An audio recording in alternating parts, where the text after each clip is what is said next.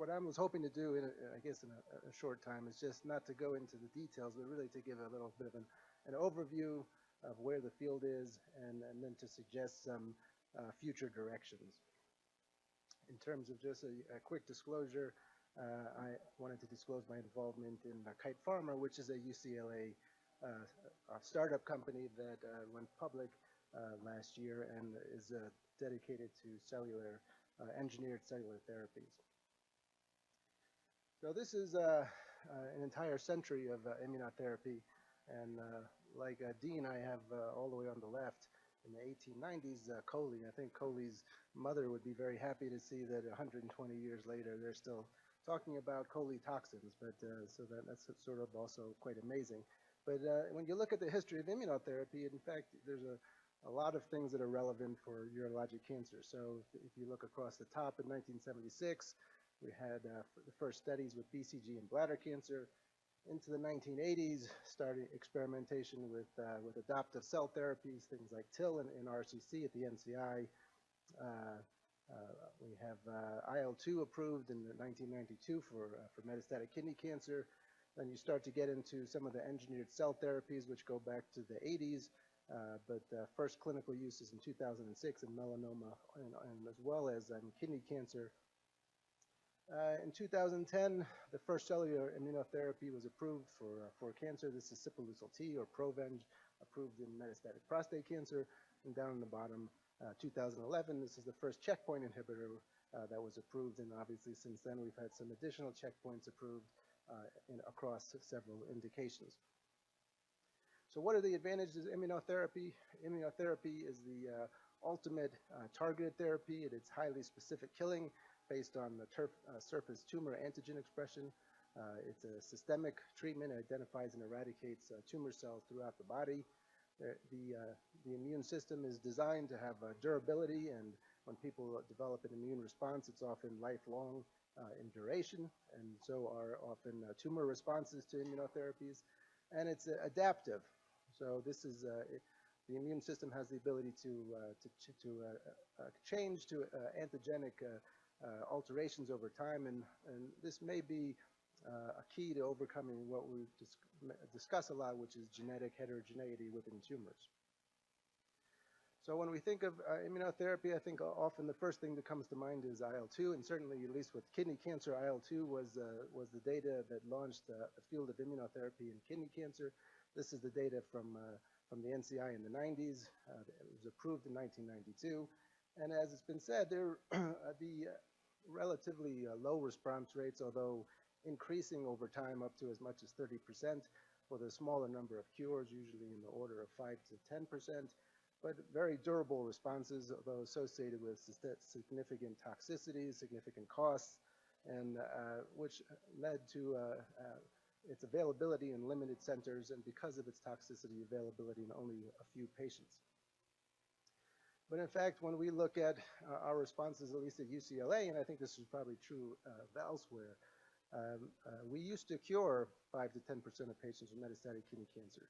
But we had, with IL-2, we had many people with progressive disease, and the overall population that could get it was relatively low. When we switched to targeted agents throughout the 2000s, you can see how few people have initial progressive disease, and you can see the big pile of patients with stable disease, but we no longer have CRs from targeted therapy. And I think I would agree with Chuck that or Oliver actually, that I think patients are less impressed with stable disease than physicians might be. Patients really would like to have a cure. So we've certainly made a lot of progress with targeted therapies. 7 different agents approved in kidney cancer, multiple drugs, but really still no cures. And this is a graph that shows the interest in immunotherapy. So again, through the 80s and 90s, we had interferon, we had IL-2. There was, with the rise of the targeted therapies, a decrease in interest in use of immunotherapy. And then around 2009, interferon came back, being approved in combination with bevacizumab. 2010, we had approval of Provenge. And then since that time, we've had the checkpoint inhibitors. We have some of the cellular, the vaccine therapies that are continuing to be developed, as well as engineered T cells. And you can see the renewed interest not only at this meeting, but there's been a doubling of abstracts at major conferences from 2009 to 2012, and there's nearly 1,000 clinical trials ongoing immunotherapy across multiple tumor types. So what has changed? Why has immunotherapy come back? Partly due to improved understanding of basic cancer immunology. I think the approval of Provenge brought the attention of immunotherapy back to industry and back to Wall Street. When Provenge was approved, Dendreon became a billion-dollar company overnight, and although they became a million-dollar company later, they were for a time a billion-dollar company. The discovery of the checkpoint inhibitors, which even now has a potential not to be a billion-dollar market, but we think a $50 billion market, exploiting the power of synthetic biology and overall improved efficacy and better tolerability of the immunotherapy agents. So this was 2010. FDA approved Provenge. Mitch Gold, the CEO of Dendreon, talked about a dawn of entirely new era in medicine, and I think he was probably right, at least in that case.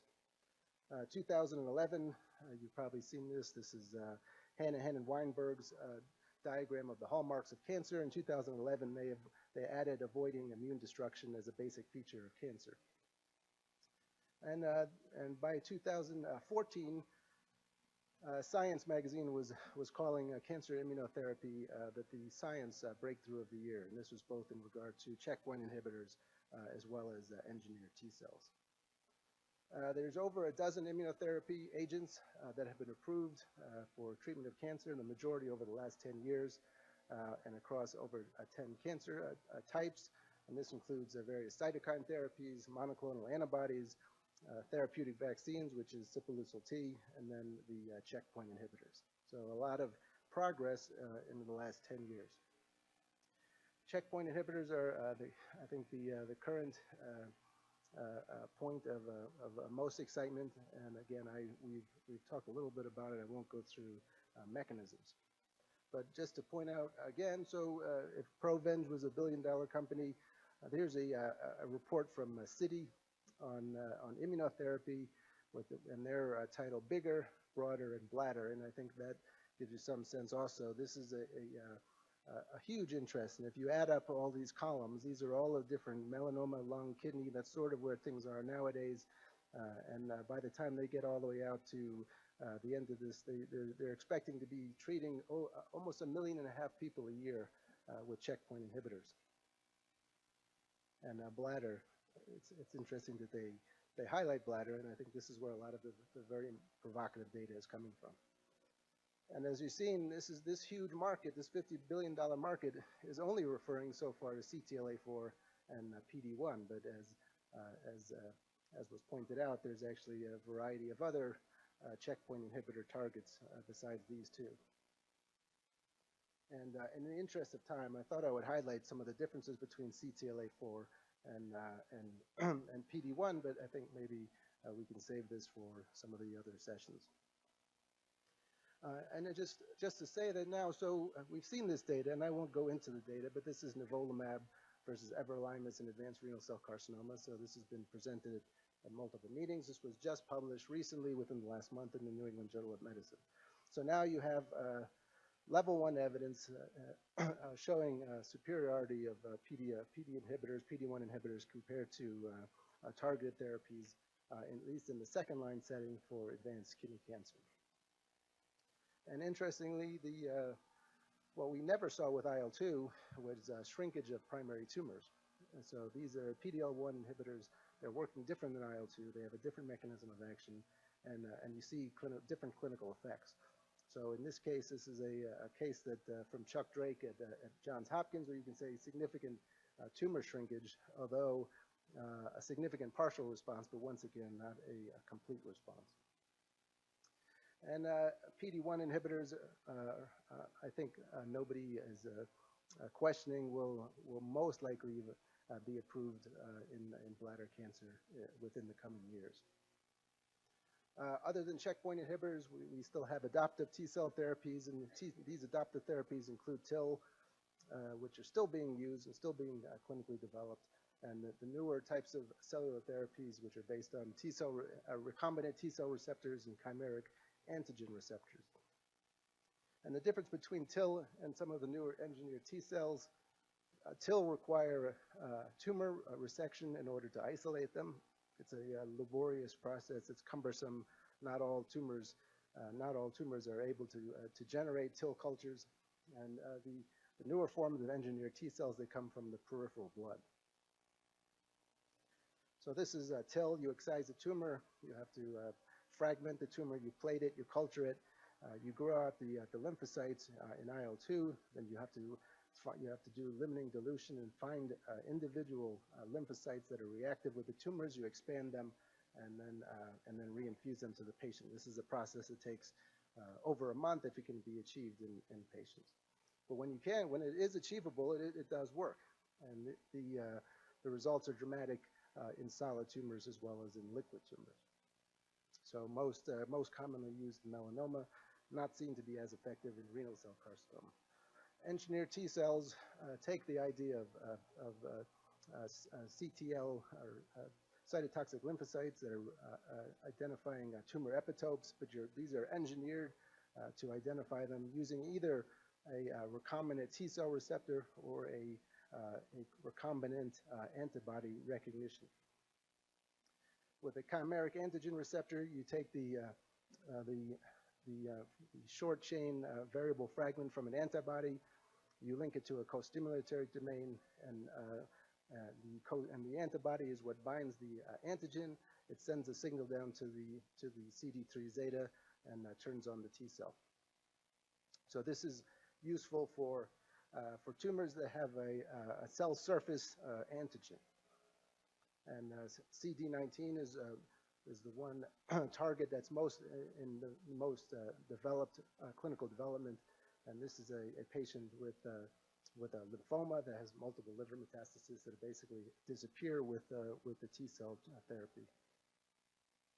Recombinant T cell receptors, these are again bound with co-stimulatory domains and then to a T cell internal T cell CD3 zeta. And what's different is that TCR therapies require MHC restriction, but they're capable of processing internal antigens as well as cell surface antigens. This is a paper published from the NCI in the Journal of Clinical Oncology using an NY-ESO targeted TCR in sarcoma, and I don't think we think of sarcoma as particularly immunosensitive, but you can see even in such a tumor, when you have the proper antigen and the proper stimulation, you can get dramatic responses.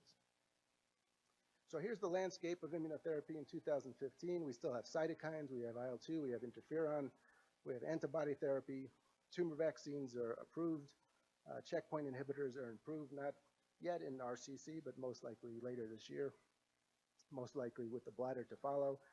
Adaptive cell therapies are still experimental. Engineered T cells are still experimental.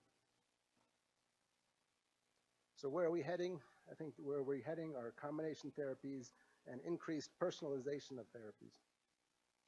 So combination therapies, this will almost certainly involve checkpoint blockade, and whether that's checkpoint blockade along with a targeted therapy, checkpoint blockade with a chemotherapy, checkpoint blockade with a cellular therapy, a vaccine therapy. I think the checkpoint blockade is going to be combined with everything possible.